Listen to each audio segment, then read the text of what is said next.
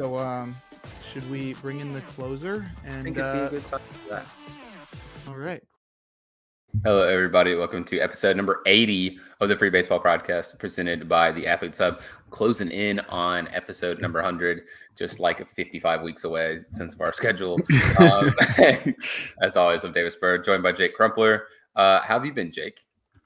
I've been great. It's been, I think had a pretty long hiatus. I think it's been 2 weeks, but we had a lot happening. I did a lot of stuff. I went to First Pitch Arizona, which was super cool. The event that Baseball HQ puts on for listeners of the podcast. I do write for Baseball HQ and Pitcher List. But Baseball HQ puts this event on every year. It's basically like a fantasy baseball conference, and it's super sick because it's during the Arizona Fall League. So you get to go to games and watch the minor leaguers, see a lot of the cool stuff going on in Arizona, and basically just hang out with all the people in the industry. It's not just industry people going. Fans of baseball or fantasy baseball go to. There's tons of panels, live podcasts. It's super cool. For me, I thought the personal things were a lot more enjoyable than even the baseball aspect. The baseball aspect was great. It was cool to just have tons of minds there that are sort of huge baseball nerds. But on top of that, being able to like meet and hang out with a bunch of people that I am familiar with through Twitter and other social media online and doing podcasts with was super awesome. I even saw Jerry DiPoto at one of the games. I could have tickled him. You should have tickled him. Well, I said I was going to. I should have done it, but I felt like I would have gotten punched in the face. But then you have a story that you got punched by Jerry DiPoto. Like that's true. That's like a prime dad lore story when you get older. Like, and I saw the funny picture of you holding the door for everyone. How long did you have to hold the door for? Like 55 people? Because I feel like there's always like the two awkwards. Like I don't know when I need to stop holding the door.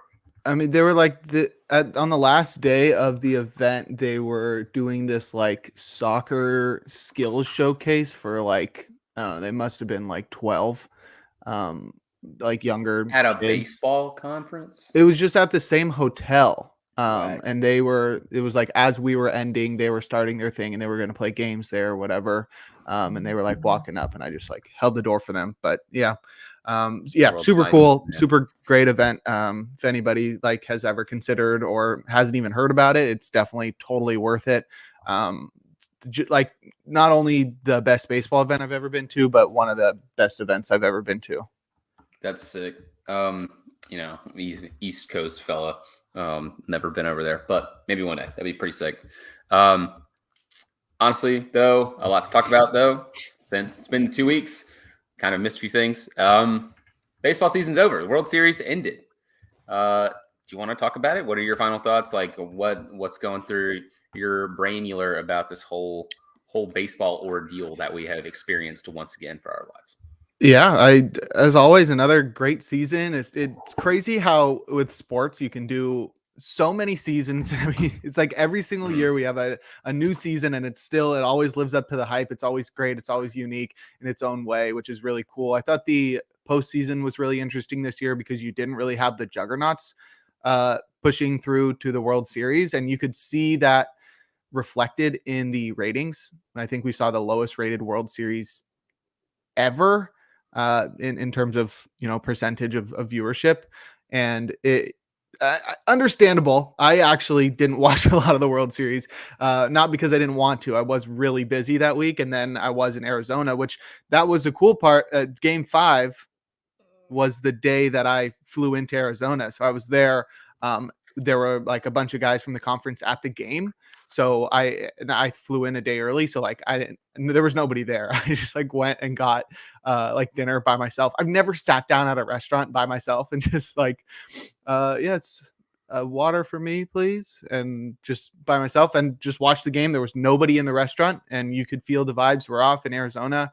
But yeah, congrats to the Rangers. We'll talk about that a little bit more, but I thought the season was really great for me. Like, yeah, I feel like you have like defining characters of baseball seasons. And while we won't really go through that, and there are other podcasts that will talk about, you know, the main characters of uh each respective season, 2022, like Aaron Judge, Shohei Ohtani, right?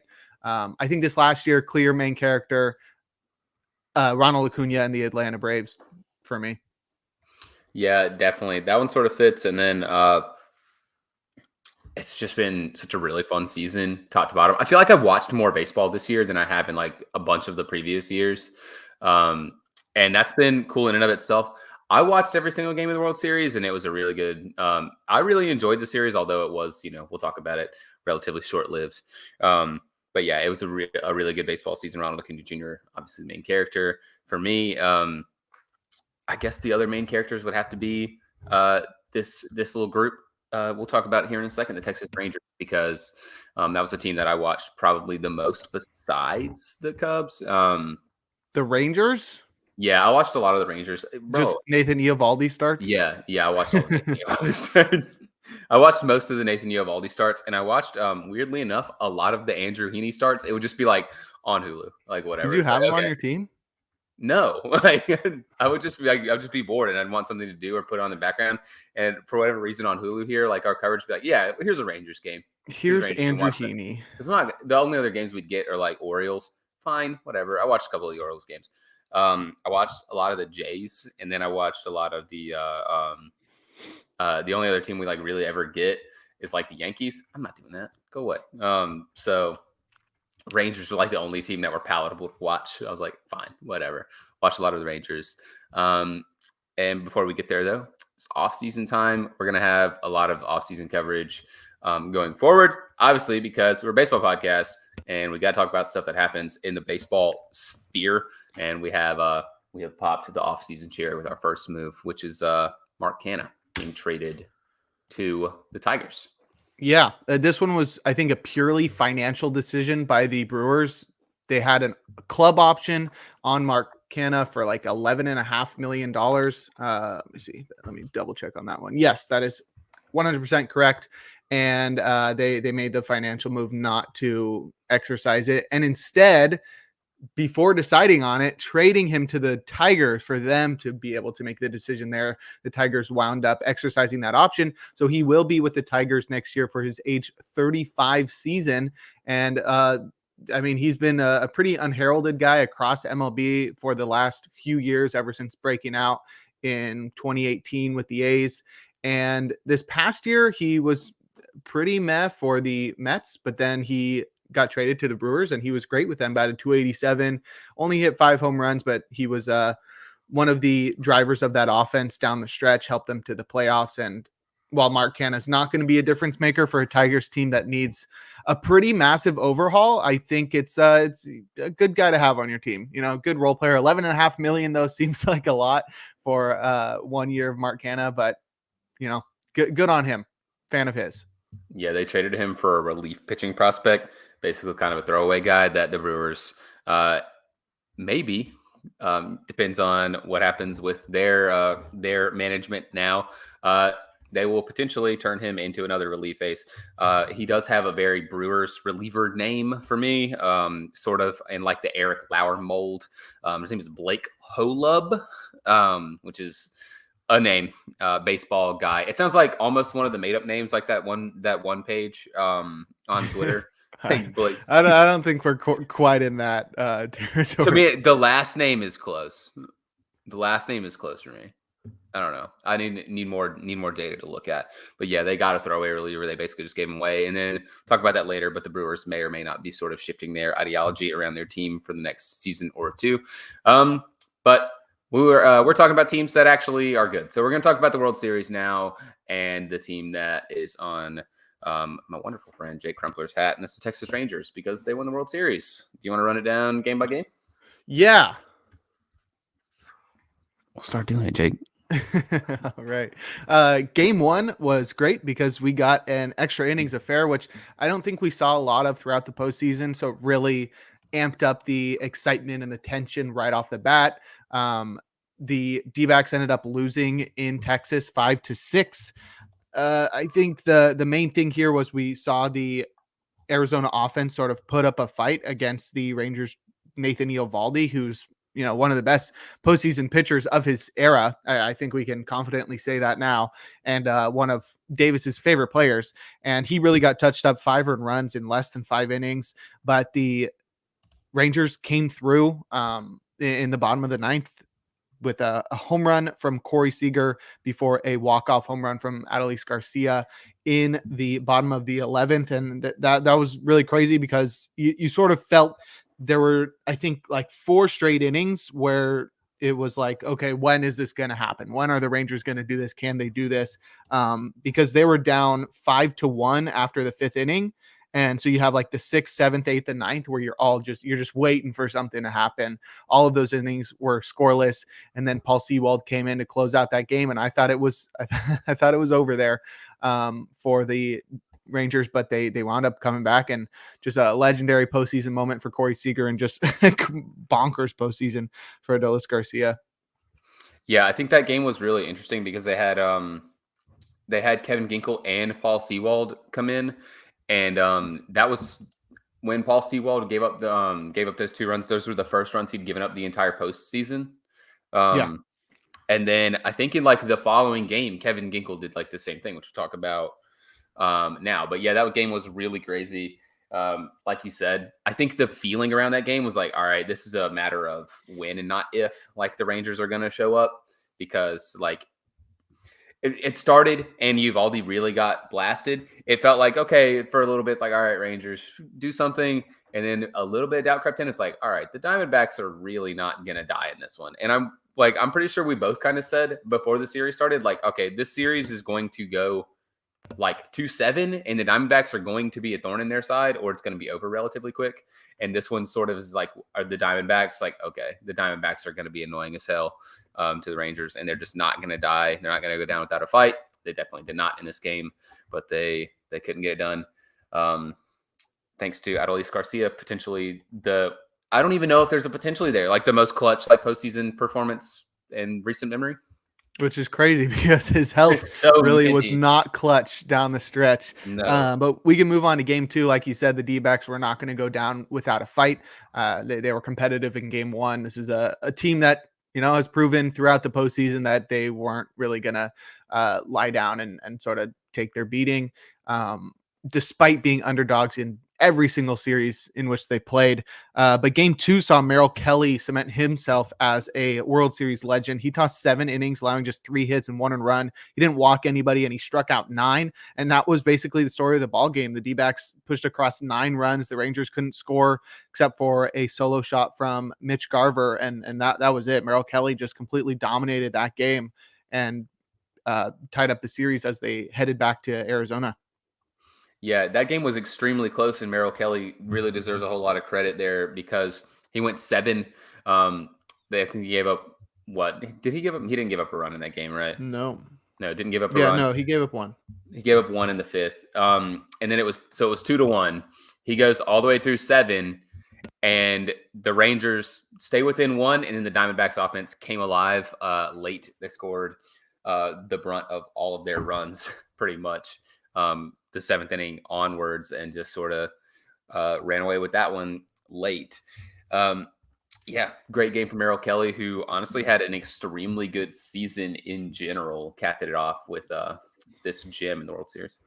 Yep. And then game 3 was really, for me, the turning point in the series. The Rangers took this one 3-1 in the first game in Arizona, and that did give them a 2-1 lead in the series itself. And to take like a game on the road, I think that was huge. The Rangers, as we know now, remained undefeated throughout the entire postseason when playing on the road, which is pretty incredible, pretty hard to do with the atmospheres they were playing in.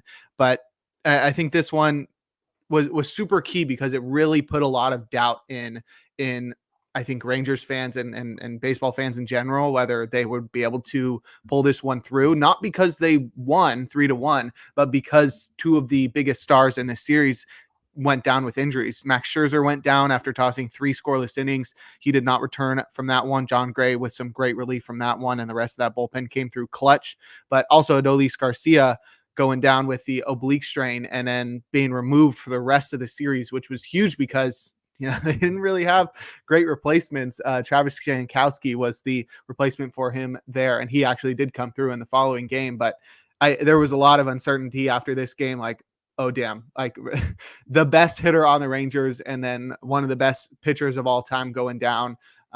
Really, I think leveled the playing field even more. I did also want to point out from game one, I think it was in the 8th inning. I think the Rangers had to like pinch hit Austin Hedges, and I was with people that like aren't huge baseball people, and they're just like, wait, where are you going? Like this inning's not over. And I was like, well, Austin Hedges is up, like this inning's over. That guy's not getting hit against Kevin Ginkel. And he struck out on like 3 pitches. It was so funny. He struck out on 3 straight sliders swinging, and they were awful. They were never close. It was No, he looked so scared up there. He is not a hitter. It was 3 straight swinging strikes. One of my favorite things about it is, did you see the graphic at the end where like the Rangers posted, you know the generic MLB graphic, like when they win the World Series, and it's like they had all the players and all of them are like action shots. And then it's Austin Hedges. He's just like standing there on the sideline being hype. Like they couldn't find anything of him actually. He looked like a great clubhouse presence, honestly. Dude, yeah. Like when They you were love- I'm watching sure the they whole love Austin postseason. Hedges. Yeah, I mean, when you were watching the whole postseason, you just saw him in the dugout, just being boys with everybody and just cheering everybody on. He seems like a really fun guy, and it's like you can't really Yeah. He's just shit not a on him hitter. too much. He's not a hitter, but he is a great defensive catcher and great seems guy. like a great clubhouse personality. Honestly, craziest thing about this World Series was the Will Smith stuff.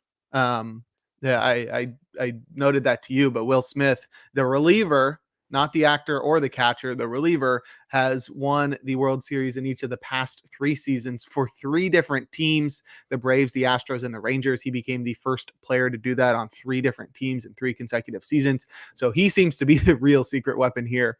But what were your thoughts in game 3 on both Adolis and Max Scherzer going down? That one was sort of like the oh shit moment. It's like it felt Yeah. sort of like the series was not in the balance, but it felt like maybe this would still be a competitive, like a fair. This game was extremely competitive regardless, but the moment Scherzer went down, it's like, okay, now what's going to happen? And luckily for Texas, and we talked about it before the series, and I thought this was a continuing theme. The Rangers bullpen, like not good, like definitely not good on paper going into the series. And John Gray coming in relief of Max Scherzer, really doing a great job, and the bullpen sort of holding it down was a big storyline here that made it like, okay, the Rangers sort of felt in control after this. You talked about it being the big turning point. I think that's definitely. This was definitely the case. It felt like if any game was going to get the Diamondbacks on level terms with them, it was this one, and they couldn't get it done. Yeah, exactly. And then game 4 was really going to be, I think, the deciding game in the series. If game 3 was the turning point, I think game 4 is where it was like, okay, whoever wins this game might be the one who wins it all, because it was still 2-1. If the D-backs won, it'd be tied at 2. They'd still have one more game at home, and they have the momentum advantage.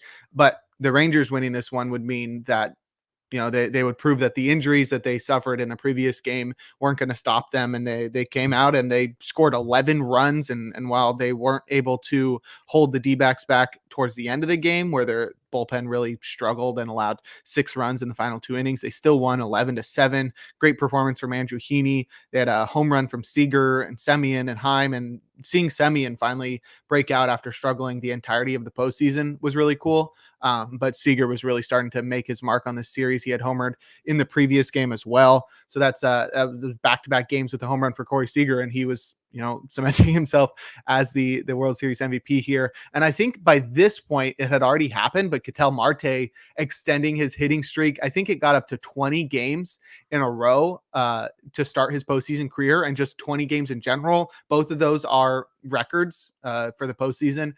Just crazy. I mean, that guy was super consistent throughout the postseason and had been consistent in previous postseasons. But Ketel Marte, pretty underrated player. And I think it's because he had that one huge season in 2019 and he has yet to really recapture that form, likely a juiced ball product. But I think Ketel Marte, really great player, and really proved it throughout the postseason. But the Rangers taking a commanding 3-1 lead after game 4 was, I felt like the nail in the coffin for the D-backs.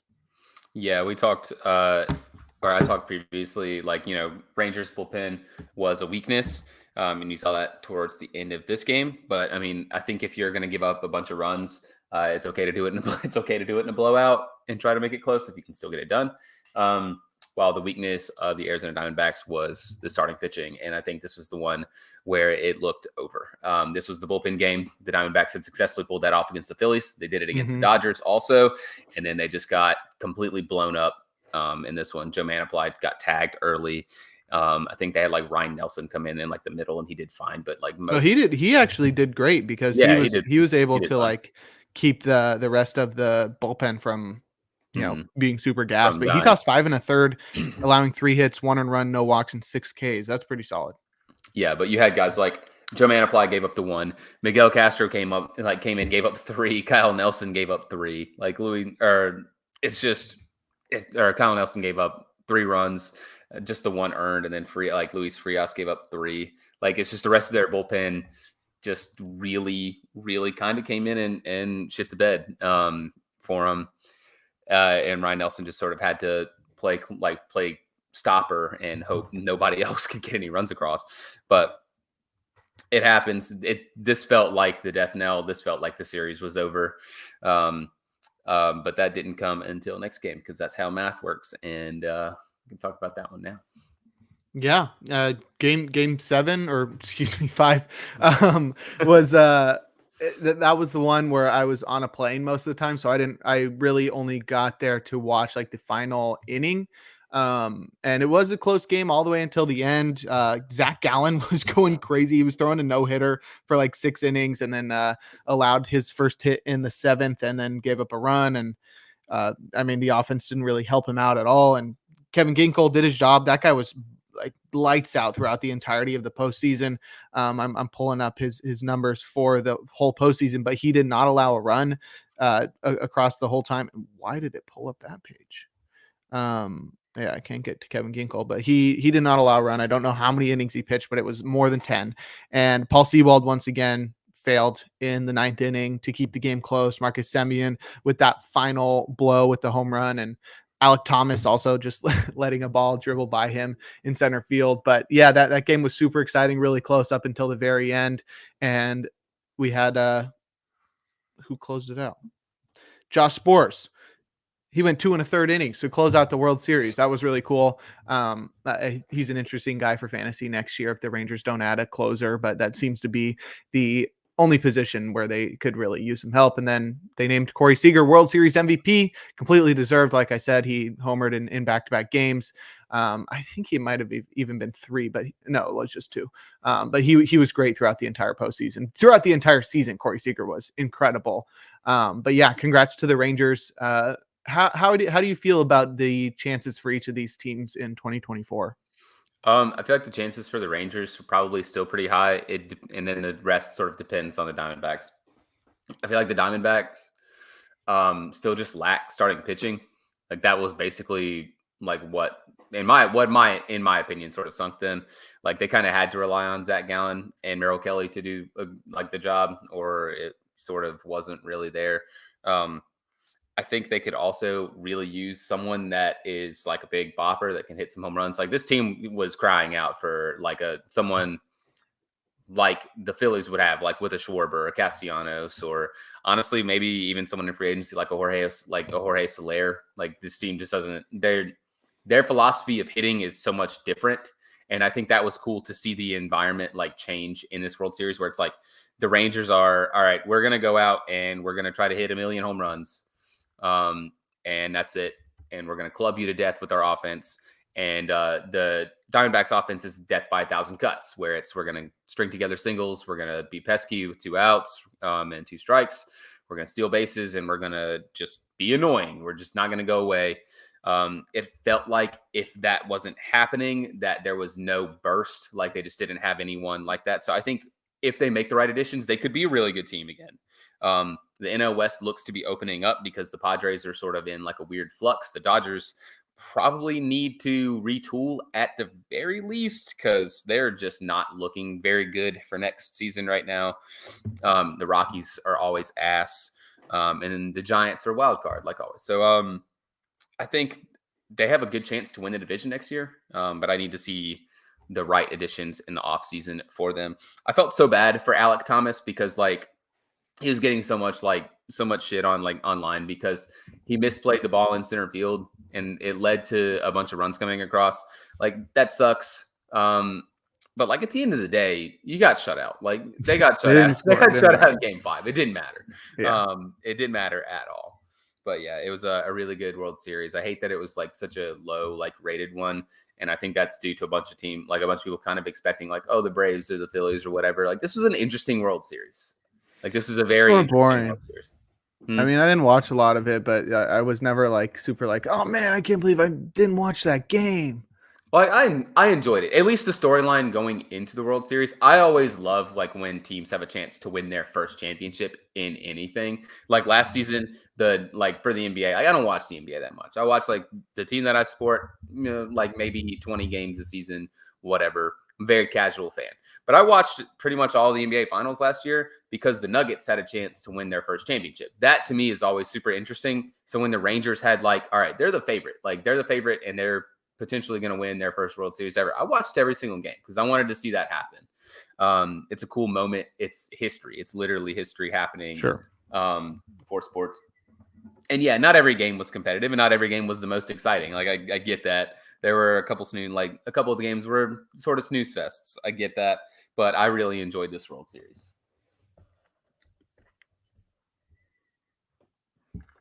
Agree to disagree. Jake's the biggest hater in the world.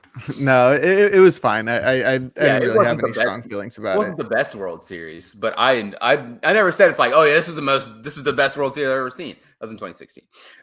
But like it was. We're gonna need a Yankees Dodgers World Series next year to get baseball fans watching again. We're gonna settle for Rockies. I don't know.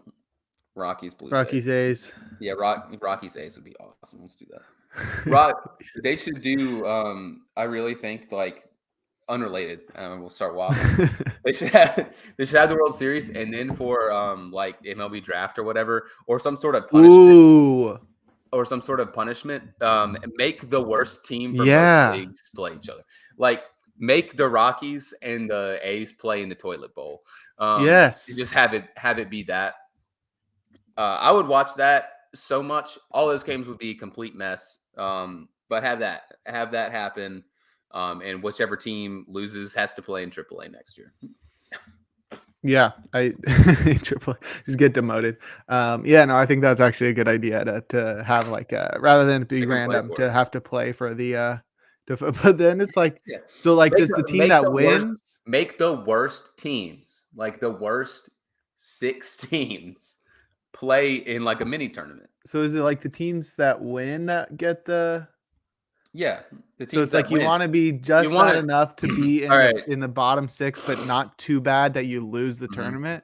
Because then your teams won't tank. Like right now, they try to discourage tanking, and it's like, okay, but still, like the baseball draft is sort of like it's still a crapshoot regardless. So like if you get a lottery pick, typically you're going to be doing all right.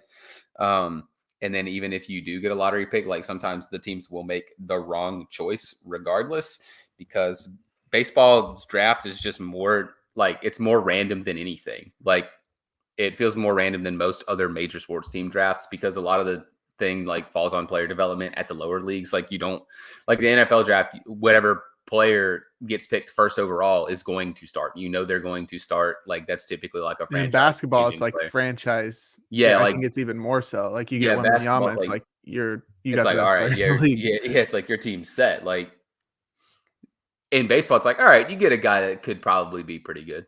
Like maybe you get a superstar. Like Mike Trout was the 27th pick. Like I don't know. Give them some sort of consequence. Have to play for it instead of just being ass and getting rewarded with like their weird little lottery thing. I don't know. I don't like it for baseball. That's enough waffling on that. Let's talk about something else. Yeah. Yeah, This all you. yeah. Bro, run down the list or whatever. You run down the list. Uh, Yeah, we had an exciting time for people that love managers, which I think is one of the most boring things the in hot baseball. stove. Yeah, I really don't think it makes a big difference. But there were actually some exciting ones, and I think we'll start off with the biggest one, and that's the surprising firing of David Ross to make room for Craig Counsell in Chicago for the Cubs. I'm just gonna let you go on this one. This is your team. Yeah, this one was crazy because I don't think really anyone expected it. There were the reports going on like all day because Craig Counsell had like I think he had an option in his contract. Is that right? I'm pretty sure he Hmm. had an option with the Brewers and he declined it, which Hmm. meant he was either going to go somewhere else or re-sign with the Brewers for more money. Well, And I that think that money was like the big thing here. He really wanted to make a point of like being the highest paid manager ever. well, I feel like the thing with like the Cubs or whatever is I feel like he would have got paid wherever he went regardless. Hmm. Like whatever team was going to fork over the money for Craig Counsell because he's probably like where do you have him in terms of like the hierarchy of managers? I would probably have him somewhere like Top around. three. I would have him probably top 3 also. Um, he was going to get paid like wherever he went. But they said it was like the I don't remember what other team. It was like the Mets, some Yeah. other team, and then a third mystery team. Like they made it like this weird like soap opera sort of thing. This is like a third mystery team that already has a manager, and I think everyone was sort of expecting like, oh yeah, he's going to sign with the Mets. Report came out. The Mets made so much sense because they Yeah, they just hired did. the Brewers president of baseball ops, David Stearns. Yeah, But yeah, I mean the Cubs were so surprising because yeah. they already had a manager. There were like five other teams that didn't have a manager Mhm. that he could have gone to. I was honestly expecting Mets or Padres for Craig Counsell. And then there's like, yeah, there's a third mystery team. And then I think like 2 or 3 minutes before the announcement, like where Craig Counsell was going, they said that the Mets were out on him, like Yeah. that he wasn't going to sign with the Mets. And it was Mhm. like, oh yeah, the other team was the Cubs. And he did sign. He's the richest manager hiring, I think, in baseball history. He makes like $4.5 million a year, which is still so funny I because thought it like was like 8. I don't remember. I'm going to I look think it it's up. 8 million a year. That's still But nothing compared to like other football. sports, Football yeah. coaches get full guaranteed contracts, and then He's like probably making they make less than 20 million like a year. college football coaches. He guaranteed is college Yeah, football coaches make more than NFL coaches.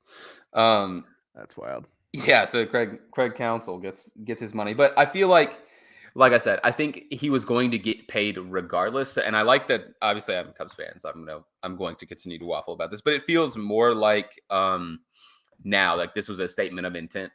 Like if you're not getting Craig Counsell if you're just gonna pay him the money because it feels like Craig Counsell was going to get paid anywhere that Mhm. they have to sort of also promise him like we're going to give you a team that's at least going to attempt to be competitive. So hopefully the Cubs can continue building off of this and build an actual competitor. His contract is 5 years, 40 million, so that's $4.5 million a year. I think, What? yeah, his contract is 5 years, $40 million. And that's how much a year? Do the math. You do the math. You just got it I'm an idiot. wrong. Look, man, I'm stupid. 40 divided by 5 is not 4.5. I saw I'm telling you something. that I saw. now. I saw something earlier that was like, yeah, he's making $4.5 million a year. And they're wrong. Whoever said that was reporting false Yeah, information. they're dumb. Yeah, it is 8. Um, Yeah, 40 yeah. good Do you vibes. Yeah, think he do you makes think the 8 million. signing like actually changes the fortunes of the Cubs? Like No, in baseball, like manager signings just no. have so little movement in terms of like how many games you win. Obviously, I think some managers are better than others, and I think you really see it in the postseason. But across Mhm. 162 games, I think it usually like evens out unless you got like a really really bad manager or a really really good manager. And while I think Council's on the good end, I don't think he like is that much better than like a mid or like below mid guy like David Ross. Um, you could make the argument either way. At the end of the day, I think baseball managers matter probably the least in terms of the hierarchy of sports managers like impact. Hmm. But Craig Counsell, I think I saw a spreadsheet that was the Brewers in close games like that were decided by 2 or less runs. Like the last like since Craig Counsell was hired are like have a win percentage close to set like 700, which is pretty good. So I mean, he's probably the best at managing bullpen and putting out lineups that are competitive. But the Brewers have been constructed in such a way that's like, all right, well, their bullpen has always been good, and Hmm. like their lineups are sort of weird. They kind of play like a little bit Bad. like, yeah, their lineups are bad or platoon a lot, but still, like that's not that much. I don't know. You could make the argument either way. I think he's a good manager, but you have to sort of question the impact of a baseball manager in the first place. Do you think it would be funny if the Cubs were like, "Oh yeah, we're gonna reduce payroll this year because we spent so much on our manager"? No, no You way. don't think that would be funny? No, I don't think that would I be think it funny. would be really funny. I think that Um, would be ironic, and that would that would that would be so that would funny. send me Just over the totally edge. defeat the point. This time, I'm really gonna do it. Yeah. They do that. Yeah, so that was the biggest one, but we also saw the Guardians replace storied manager Terry Francona, who retired, with former catcher Stephen Vogt. I think that's a great hire if you're talking about former players to hire. Vogt is, I think, he was never like a guy that was super good, but you could tell like he's got like that high baseball HQ. He like puts in tons of work. He was like a catching coach for the A's this past year, and he showed up. He was like the first guy at the ballpark. Like he was catching bullpens, just like putting in so much work. And I think just like his drive to like really put in a lot of work and be a great manager, I think is gonna make him good. And he seems like a really cool people person too. I think that's a super great hire by the Guardians. I hope that the Giants might do that. We talked about their hiring of Bob Melvin in the previous episode. But yeah, I think Guardians got a good one in Stephen Vogt. Yeah, Stephen Vogt probably has like one of my favorite baseball moments the last like 5 years, where his retirement day, his kids Yep. announced him for his last like plate appearance, which was really cool. His he got I think he got introduced yesterday, like officially formally as like their manager, and he had a really cool like little cool like quote that was attributed to him. He does seem like a great people person, and I think this quote sort of echoes that. And he says, they asked him about like how he can relate to the players. Like obviously he can. He was a pro like 2 years ago. But he said, "I've been released. I've been traded. I've been the worst player in baseball. I've been one of the best players in baseball." I don't know about that one. I've been a prospect. Well, I think he I've was been an in. all-star. He was an all-star. I've been a nobody. No matter who walks in the doors of that clubhouse, I can relate to them. So I think he's a good hire. The Yeah. Guardians always kind of have like a kind of a plucky underdog vibe towards them, and Stephen Vogt sort of feels like he fits that. Yeah. Yeah, I think this is a good hire. Hopefully, Should be a good one. And then in an act of elder abuse, the Angels hired Ron Washington after they fired Phil Nevin. I think that was after the season ended. I don't think it matters. Ron Washington is, I think, just one of the great coaches in baseball history. Former manager of the Rangers, third base coach for the Braves over the past few years, and now he'll head to the Angels, where he is dealing with a terrible roster. So it's really going to be difficult for him to make himself look good as a manager. But I think he's a great people manager too, and should like create some great vibes in a for a team that has had just awful vibes recently over the past few years.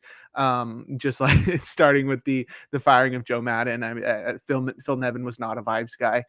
While he may be a fine manager, it was just not going well there. So we'll see how he gets along with Mike Trout and company in Los Angeles. But I don't think any manager going to the Angels was going to be a needle pusher. Yeah, this one feels weird and doesn't make a whole lot of sense. Honestly, Ron Washington's like he's like over 70. I think the last actual manager job he had was with the Texas Rangers, so your hat sort of fits. He's been kind of like a third base coach, like first base coach, whatever he did with the Braves. Like it's fine, I guess, but I just don't understand why he would take this job. Honestly, at this age, like the Angels aren't going to be a contender. He's probably going to kick the can down the road. Maybe it's like a payday sort of thing. I don't know. Maybe he just really loves baseball. Maybe he just like, yeah, maybe he just loves baseball. But honestly, if he loves baseball, wouldn't he want to be on a team that's good and has good vibes like the Braves so he can just kind of continue being out there enjoying baseball instead of stressing himself to death with the dog shit Angels? I saw a funny tweet that was like the Angels are getting the good ones, like Ron Washington die or something. It's like, which is so corny. There was a report that they apparently interviewed Torrey Hunter for this job, Ooh. which I think would have probably been maybe a better choice because you get a younger guy for a team you're probably going to need to build from the ground up again. Sure. Apart from like Mike Trout, and it's like Torrey Hunter's been there with the Angels before. Ron Washington, sure, I like Ron. He seems like a nice guy, but he seems sick. He seems like a cool guy, but I hate it for him that he's got to go to the Angels. Yeah. R.I.P. Yeah. And then the final hiring we saw was the Mets hiring Carlos Mendoza to replace Buck Showalter. I think he was the bench coach for the Yankees. He was some sort of coach for the Yankees. Just one of those baseball guys that you hire, and nobody knows anything about him unless you're a Yankees fan, or you're really tapped into coaches. And I don't really have any strong feelings about this one. I think it's probably just like a guy that's going to be like a solid manager, but you never really know. And I don't think it really matters. The Mets aren't really going to be trying to compete in 2024, but maybe Mendoza will create good enough vibes in Queens, whereas he can stick with the team in 2025 and beyond when they are looking to compete again. Yeah. I don't know anything about this guy. Other than Frank the Tank already hates him, which maybe a good sign or a bad sign. He has a tweet that just says Carlos Mendoza. There's no context. It just says Carlos Mendoza is a loser. The Mets are going to lose 130 games a year. Yeah. So depending on your opinion, he hasn't even managed a game. He hasn't even done anything. That's so funny. That's generational hating. I love that. That's so cool. Yeah, and so that leaves 3 teams still looking for their managers. The Astros are still without a replacement for the retired Dusty Baker. I can see Buck Showalter going there. They don't seem to be averse to old managers, but we'll see how that one turns out. The Brewers are still looking for a replacement for Craig Counsell. I think Gabe Kapler might be a good fit there. That seems like that one makes sense. And then the Padres are still looking for a replacement for Bob Melvin, who went to the Giants. They have had like 7 different managers in the 8 years that AJ Preller has been there. So it's like anybody's guess, and he's probably only going to be there for a year or two anyway. But yeah, that still got some manager hirings on the horizon. I don't think they're going to be super notable news unless we get like Tony La Russa back for another year.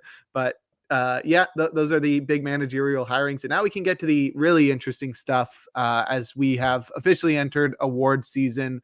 During the World Series, we saw the Gold Glove and Silver Slugger awards announced, and we also have our finalists for the major awards in baseball. So we will run through all of those, starting off with the Gold Glove Award winners, and I do have graphics for these in the American League. And we discussed these, sort of talked about who we thought would win, and I think they got things pretty right. I mean, these are such subjective awards as opposed to Silver Slugger, where it's like you can really clearly see who should win most of the time and really have some gripes about it. But with so much subjectivity within each defensive stat and which ones you weigh more, it's really hard to decipher who's the best fielder at any position. Some stand out more than others. But I'll just run through them. Catcher, we got Jonah Heim. first base, Nathaniel Lowe, second base, Andres Jimenez, third base, Matt Chapman, shortstop, Anthony Volpe, left field, Stephen Kwan, center field, Kevin Kiermaier, right field, Adolis Garcia, utility, Mauricio Dubon, and pitcher, Jose Barrios. Any standouts here? Anybody that you think is like egregiously left out or included? No, not really. I think most of these were pretty close to what we predicted as well. Yeah, I thought the Volpe one was pretty interesting. I forget who the other finalists were. But he is a rookie and he wasn't that incredible with the glove. I don't want to say he wasn't good with the glove because he obviously was good enough to win a gold glove. This is probably the start of another Derek Jeter-esque run of a guy being a mediocre defender and just continuing to win. Well, the other candidates, I think, for AL shortstop Actually, I have it right here. were not that good as like Seager and Correa. It looks like it was Correa and Seager. Yeah, and I think we both said it should be Seager, or excuse me, Correa. I said Volpe. You said Volpe? Okay, I said sure. Volpe. He can have it. I think it's pretty crazy that Kevin Kiermaier is still winning gold gloves. I mean, he's pretty forgettable as just a player at this point. But like you had Julio and Luis Robert going up against him. Kiermaier really only known for his glove, but I think the rest of them were right. Matt Chapman, great defender at third base consistently. Jonah Heim, absolutely incredible. Nathaniel Lowe had some great defensive plays at first base. Stephen Kwan plays the game the right way, banging into walls, and Adolis Garcia has one of the best arms in baseball. I think they did a good job there. I think the only real gripes you can have are maybe shortstop and center field, but you know, as I said, lots of subjectivity. But we can move on to the National League, where this one was interesting as well. We got catcher Gabriel Moreno, first base Christian Walker, second base Nico Horner, third base Brian Hayes, shortstop Dansby Swanson, left field Ian Happ, center field Brenton Doyle, right field Fernando Tatis Jr., utility Ha-Seong Kim, and pitcher Zach Wheeler. Any standouts or gripes you have with this list? No, I think this is also extremely close to what we predicted. Although I think I have a gripe with Platinum Glove, but we can talk about that in a second. We'll get there. I think for me, like catcher, I think Patrick Bailey got snubbed, but yeah, for sure. I didn't even think about that one. Patrick Bailey definitely should have gotten gold. But I mean that's not to take anything away from Moreno because he was that great. Good. Yeah. Moreno's a great fielder as well, which is crazy because he really showed that he's got a great batting and he's 23 years old. That guy's going to be incredible for a long time. But yeah, Patrick Bailey, I think, got snubbed. Christian Walker, just like so far and away the best defensive first baseman. I think the biggest change I would have here, I think center field is a little bit weird because they had, who were the other options? Michael Harris and Alec Thomas. Both of those guys are really good. Brenton Doyle was playing in Colorado though, and that outfield is huge. So he deserves that. Had the hardest thrown ball by an outfielder since they started tracking it. So he's got a cannon. He does. But I think the biggest thing for me is I would have moved Ha-Seong Kim to second. Sorry, Nico Horner, and put Mookie Betts at utility because that guy was playing right field, shortstop, and second base at an elite level. And I think that's the biggest thing there. And that's mostly just saying I think Mookie should have deserved a gold glove. And it would have required moving Kim to second base. But, you know, I think the choices they have there are fine. I think it's really cool to see Brian Hayes finally win a most deserving gold glove at third base because Arenado's had a claim on that for like a decade. And he has been sort of going downhill in terms of defensive metrics as he gets older and older. And it sort of felt like a legacy award over the past couple of years, but Hayes has finally taken that over. And I think he could go on a Arenado-esque run of being the best fielding third baseman in the National League for a while. He does have a extension there with the Pirates, so he'll be there for a while in the National League, but he is really good. And as you mentioned, we do have platinum gloves, but before that we have team gold gloves. Whoa. Siri was trying to talk about that. I don't have pictures for those. Team gold gloves in the American League, we had the Blue Jays. The gold glove winners they had were Matt Chapman and Kevin Kiermaier, as well as Jose Barrios. I think that one's fine with me. which is crazy because this is not like a team you would think of as like a great defensive team. But with those standouts in Chapman and Kiermaier and Brios, they took that one. Yeah, I think that one sort of fits. And then in the National League, it was the Brewers, which is crazy because they didn't have a single Gold Glove Award winner, which is wild because the Cubs had the Cubs got Braves or the D-backs had 2, the Cubs had 3, and the Brewers had 0. Their team was really great defensively. William Contreras was really underrated, and I think the rest of their team was just like above average, just across the board. I think they're a great defensive team, but it is weird to see a team win the Team Gold Glove Award without winning a single individual Gold Glove Award. Yeah, the Cubs got robbed 1 kajillion %, which would have actually been their second Team Gold Glove. So Brewers suck. We got your manager. Haha, nana boo boo. Take your stupid Gold Glove. Yeah, it is funny at this point. I mean, we'll get to the like manager of the weird year award finalists, but like I'm interested to see who you choose because I'm like, do you have allegiance yet to Craig Counsell, or is it like what he did last year with a rival team? Is that like, no, I hated him last year, but in the future I will love him. But we will get there. We'll wrap this up with Gold Glove Award winners. Platinum Glove, no gold. Platinum Glove Award winners in the American League. We had the second baseman Andres Jimenez win that award. Is that where your gripes lie, or is it in the National League? National League. All right. So Andres Jimenez been one of the best fielding second basemen in baseball for the past couple of years, and there were some great fielders in this group, but I think he definitely is deserving of it. I would have to dive in more if I were to really have gripes there. But in the National League, it was Fernando Tatis Jr. in right field, and let's hear what you got. Oh, I completely disagree with you earlier talking about Brenton Doyle. Brenton Doyle should have won the Platinum Glove. It should have even the way I would honestly have them ranked. What I would have Brenton Doyle number 1, Ha-Seong Kim number 2, and I would have Fernando Tatis Jr. number 3 for the Platinum Glove. You can actually look at the statistics for that too on advanced fielding. Fernando Tatis Jr. had logged 1,205 innings. Brenton Doyle had 1,023, so he had almost 200 less innings. He paced him in UZR. Fernando Tatis was 12.3. Doyle's was 24.5. The only thing really at all that Tatis had him beat for was defensive run saved, and that was because he played almost 200 more innings. It was 27 to 19, and Brenton Doyle, in his limited amount of time he was there, 16 outs above average and center field, better premium position than Tatis Jr. in Colorado, which is unreal. I would have Brenton Doyle win the Platinum Glove.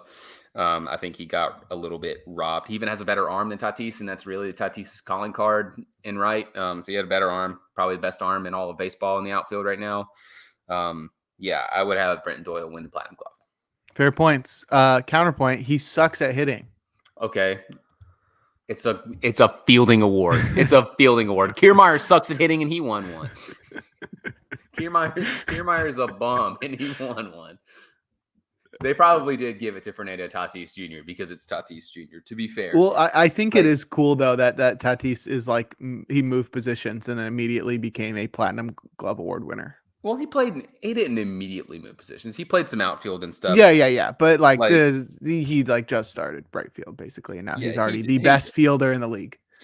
He did. And Brenton Doyle really does suck as a hitter. He's also from Virginia, so I'm extremely biased towards Brenton Doyle. Biased, Virginia biased. But he still should have won it because Tatis Jr. stinks and he's on steroids, and Brenton Doyle doesn't do steroids, very obviously, because he can't hit a baseball if you put it on a tee. But man, can he field that ball? He fields that ball so much.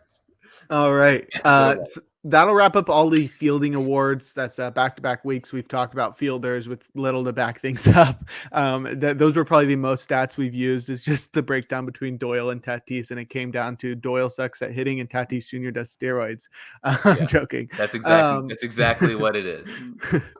But we can move on to the Silver Slugger Awards. These, like I said, easier to quantify, a little bit interesting. We did have finalists. I don't know where they are. I may Google it in second, but I will run these down. Catcher in the American League, we had Adley Rutschman.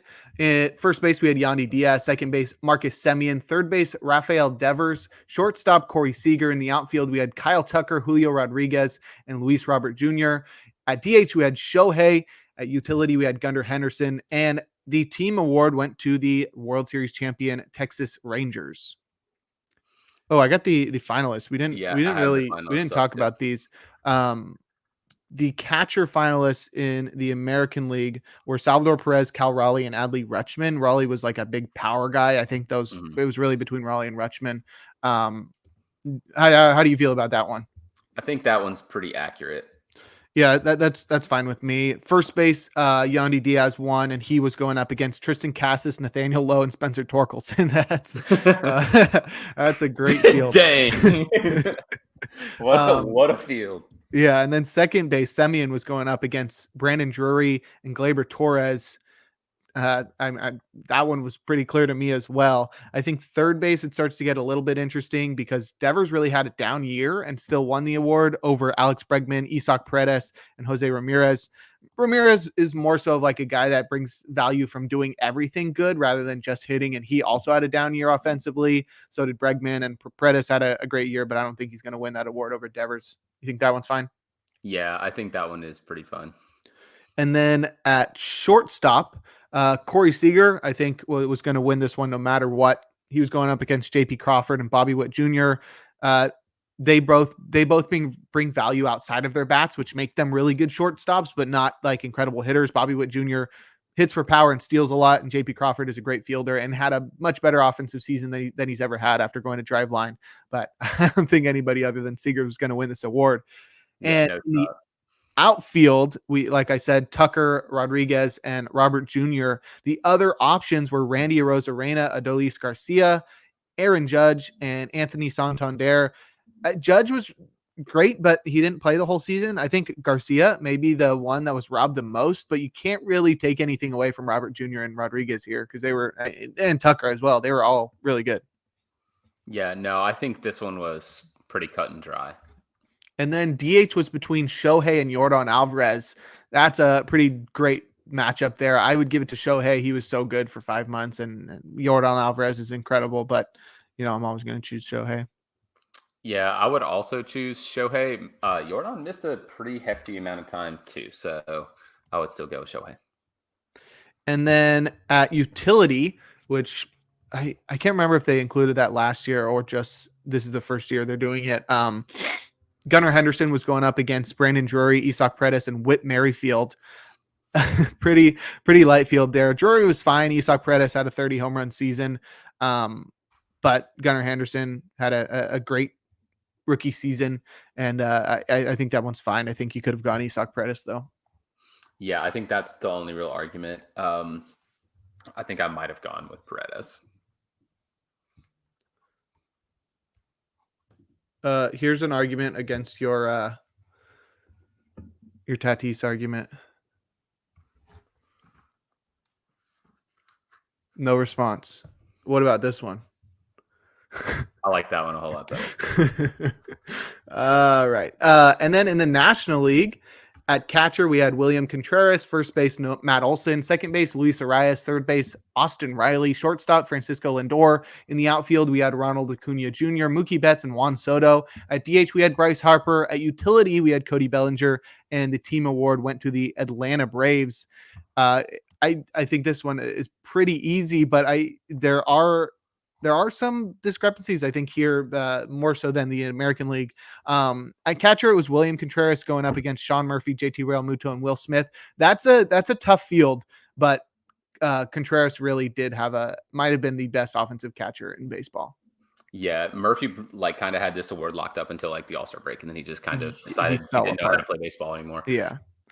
First base, though, I think is where it really gets interesting because Matt Olson, while completely deserving in his own right, was going up against Freddie Freeman and Pete Alonso. Freddie Freeman had an incredible year, batting well over 300. I mean, you don't really include stolen bases too much in this, but he had 29 home runs, batted 331, and stole 23 bases. Was an MVP finalist, and well, Matt Olson hit a ton of dingers. Did he get? He got 50 something, right? 54. 54. That's I think crazy. He 54, he was double really check. good. That is right. I looked it up. And Pete Alonso was great. I think Matt Olson, incredible season, but I feel like this should have gone to Freddie Freeman. Yeah, I probably would have given it to Freddie Freeman. I think he had an overall better offensive season, but Matt Olson was obviously pretty deserving as well. And then at second base, Luis Arias was going up against Ozzy Albies and Ketel Marte. Ketel Marte was not going to win this one. Ozzy Albies had a great year, but I think Arias locked this one up like after the end of May. Oh yeah, definitely. It was Arias's award to win. Like, as there's no real shot at for anyone else to get this award. And then Austin Riley's incredible second half, I think, locked this award up for him as well. He was going up against Nolan Arenado, Manny Machado, and Max Muncy, each of whom I think had down years for their standards, but are still like very good years in terms of, replacement level. But Austin Riley really turned things on in the second half and really ran away with that one. Yeah, I think this one was Riley pretty well. I think Muncy had a relatively decent case because he had the down season before and then sort of bounced back, but still wasn't close to Riley. Yeah. And then at shortstop, Lindor won. And I think that one's going to surprise a lot of people. He won a Gold Glove and a Silver Slugger. I think he had a really underrated season. 254, 31 home runs, 31 stolen bases. That's pretty great. He was going up against Xander Bogaerts, Dansby Swanson, and Trey Turner. Bogaerts and Swanson, while they still had good seasons, weren't like overwhelming with the bats. And while Trey Turner did really turn it on in the second half, I think it was too little too late there. Lindor really is cementing himself as one of the best shortstops in the league, which is crazy because Mets fans will make you think he sucks. Yeah, the way like Mets fans talked about the Mets and the way people kind of goofed on the Mets because they were really, really bad. I think Lindor's really, really good offensive season just was overshadowed because the Mets team success was so bad.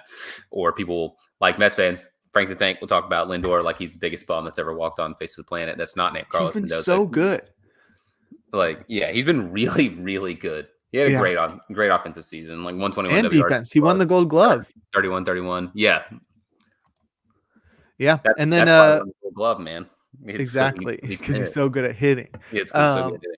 And then in the outfield, I think this one was probably really hard to decide on. I mean, Ronald Acuna Jr. and Mookie Betts were locks, but then Juan Soto made it in there. And while he had a really good season and closed out the season strong, he finished the year with 275 with 35 home runs and a 929 OPS. The other options were Cody Bellinger, who won the utility award, Corbin Carroll, Kyle Schwarber, and Seiya Suzuki. How was Seiya Suzuki a finalist? He had a great second half. He had a great second half. 285, 20 home runs, 842 OPS. I mean, just compared to the guys that he's going up against. Maybe the rest of the field was just not great. His maybe the drop off is just pretty large. He had a 126 WRC plus, and that's decent. Yeah. Kyle Schwarber definitely was what propelled that. Kyle Schwarber was all power, 47 home runs, sub 200 batting average. That's so cool. He struck out the most too. He had the most strikeouts in all of baseball. So I guess it really comes down to like Cody Bellinger, who did get his due at utility, and Corbin Carroll, who is more of like a guy that brings a lot of value with his feet and his legs because he's fast.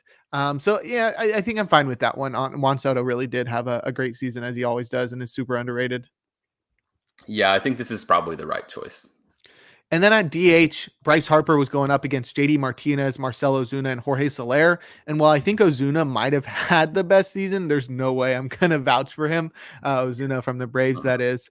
Bryce Harper is an incredible player. And while the power wasn't there, he made a smooth transition to first base, which it sounds like he's going to stay at first base for the rest of his career, maybe. Yeah, I think that move's also been a long time coming, that they basically said he's going to play first base going forward. Yeah, I think Harper deserved this, especially given the context around the season where he came back from Tommy John quicker than anyone else has before ever. To do this, power numbers weren't great, but he still had like a 900 OPS and WRC plus. So like, I would probably still give it to Harper because I'm not giving anything to Marcelo. That's right. And then at utility, it was basically just the leftovers. Cody Bellinger, Mookie Betts, Ha-Seong Kim, and Spencer Steer. Bellinger, I think, was the clear guy here with Mookie Betts taking one in the outfield. Definitely. I think Bellinger had the best season of this group here. Definitely no bias included. But like I think the closest one to him was maybe Spencer Steer, but a lot of Spencer Steer's value comes from the plate discipline aspect. Mhm. Um, so I would go with Bellinger. Yep. And then we'll wrap up our awards talk with the finalists for the major awards. We'll make some predictions here. We'll have plenty of time to talk about it when these awards are announced, but I think we might as well just predict who we think is going to win. We'll sort of go least important award to most important reward. Manager of the Year, American League. The finalists are Bruce Bochy, Kevin Cash, and Brandon Hyde. Who do you got without recency bias playing into that one? Because we know that these were voted on before the season Brandon conclude. Hyde. Brandon Hyde. I think that's a good call. I do want to give it to Bruce Bochy just because he did Yeah, lead the team to the World Series, but he was that's like I close, said, but not accounted for. And that team dealt with a lot of injuries. I think Brandon Hyde did a great job, but I'm going Bruce Bochy.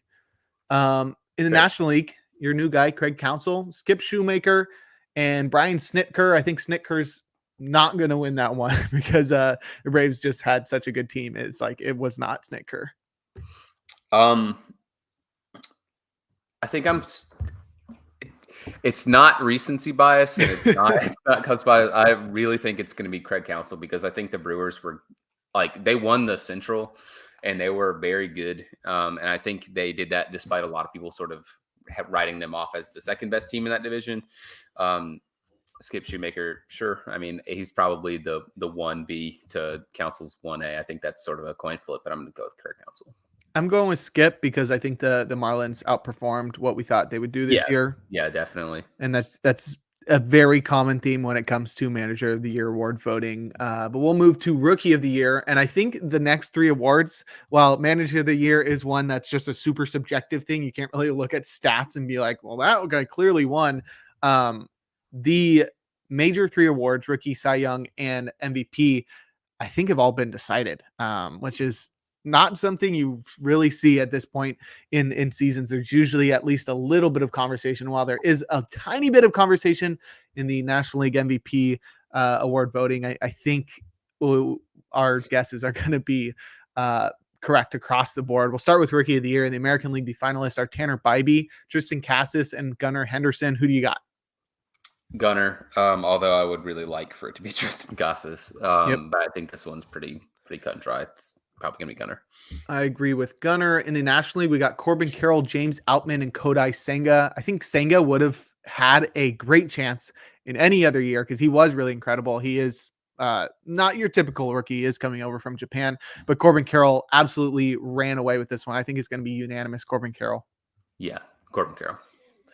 And now we can move on to Cy Young, the award for the best pitcher in each league.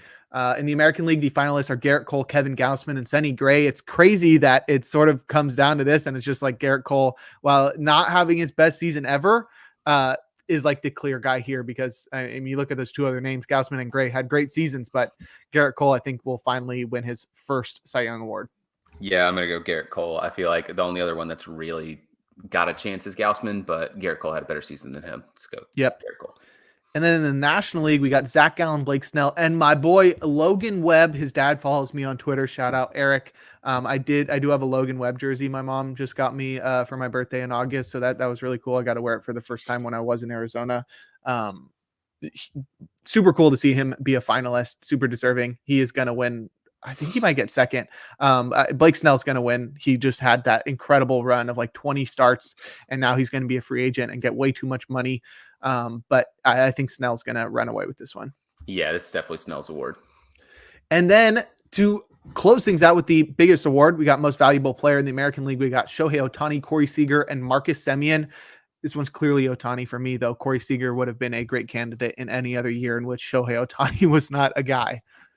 Yeah, in an alternate universe where Shohei Ohtani does not exist, maybe one of these other guys wins. But unfortunately, it is not that one. So I think Shohei Ohtani's got this one wrapped up, even though he didn't even play for a whole month. Yeah, that's crazy. It's like the Felix Bautista is going to win the best reliever award in the American League, and he also didn't pitch for the final month. He was just that good.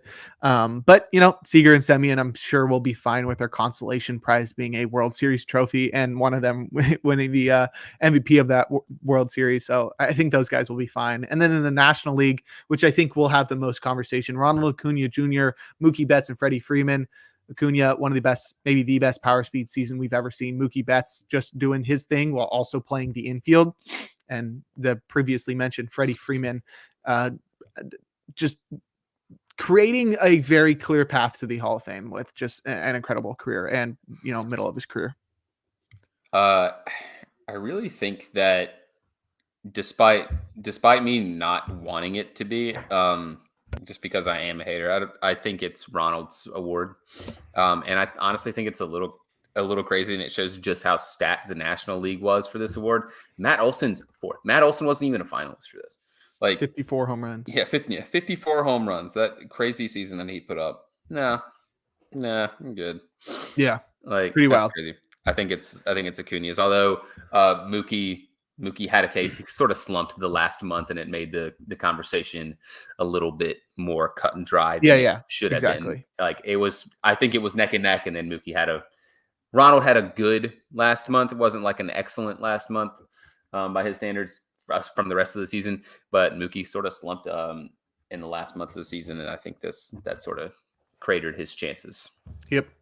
But yeah, that's the award season. We'll come back with the winners of those awards.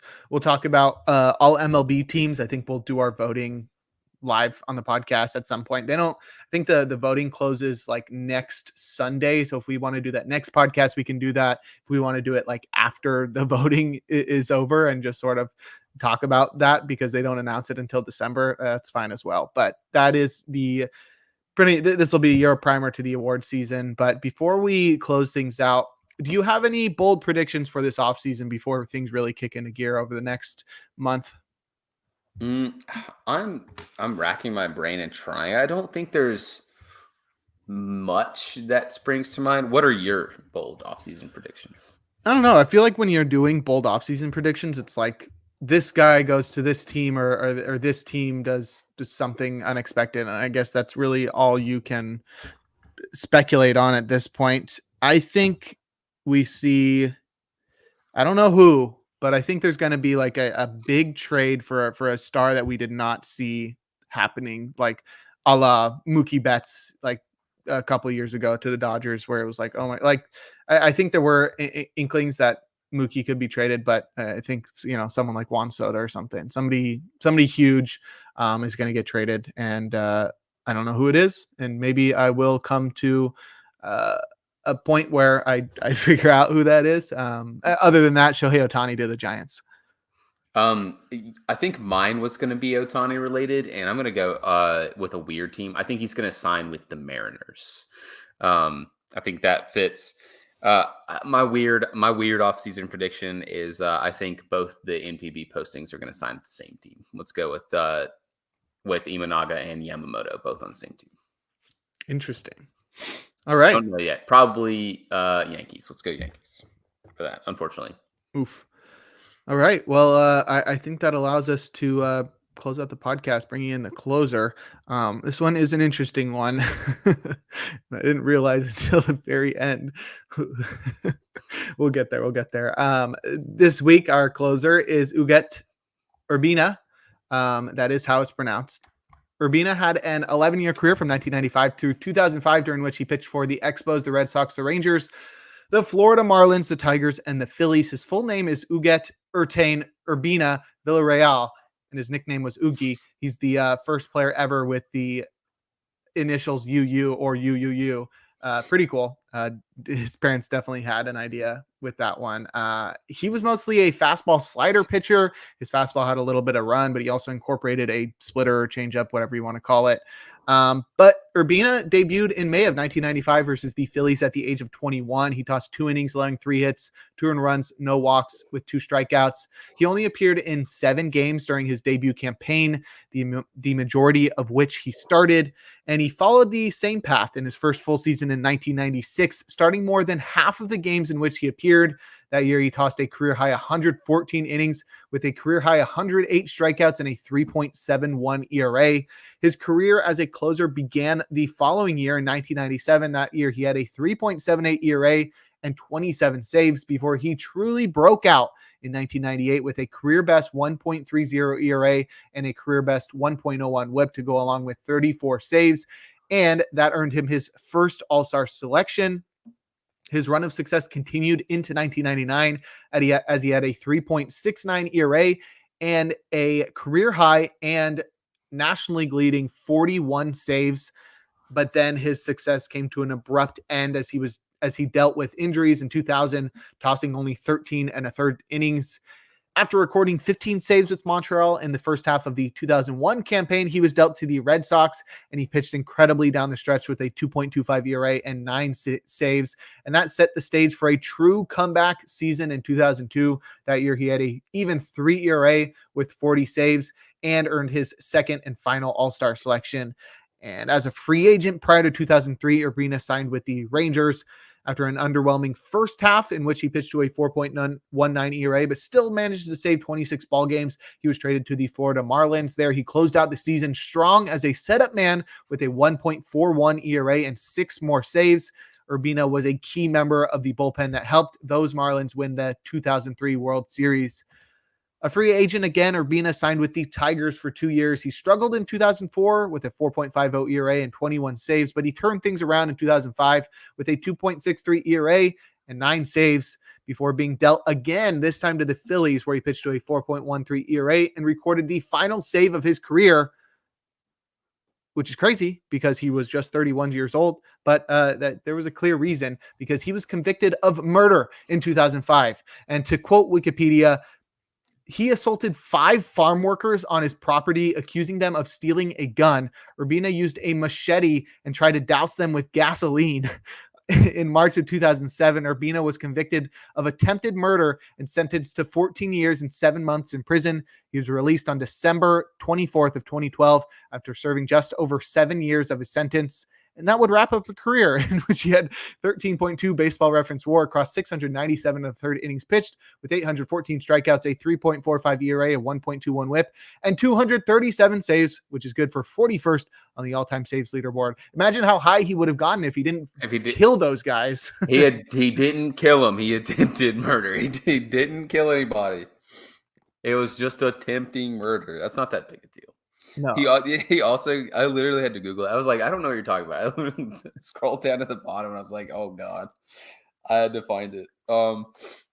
He also was found guilty of 2 of the weirdest crime names I have seen. He was found guilty of illegal deprivation of liberty. And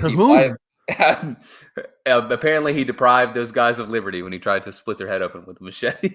I guess.